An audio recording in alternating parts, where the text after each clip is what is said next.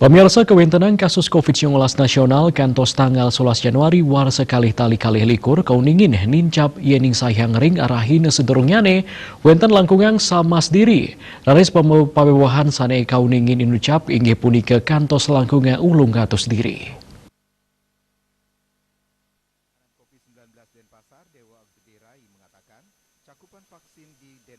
Kantos ring tanggal 11 Januari warse kali-tali-kali likur, kewentenan pasien padam mawawah ngelangkungin kasus anyar. Wilangan pasien kena sanika uningin, wenten langkungan samas diri.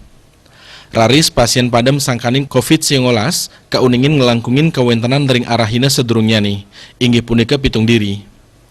Anut ring data Kementerian Kesehatan, kasus COVID-19 saya nincap ulung atus nanggu kalih diri. Dados nyani wilangan kumulatifipun langkungan petang yuta diri. Asapun diketalar kantos ring tanggal 11 Januari, indik pasien kena keuningin mawawah kantos samas nanggu petang dasenem diri. Dados nyani wilangan kumulatifipun wenten langkungan petang yuta diri.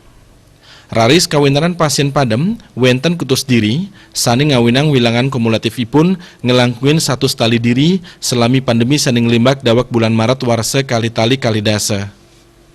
Selanturnya nih, pasien COVID-19 sani kantun kerawat kantos langkung 6 tali diri, antuk suspeknya nih langkungan 5 tali diri.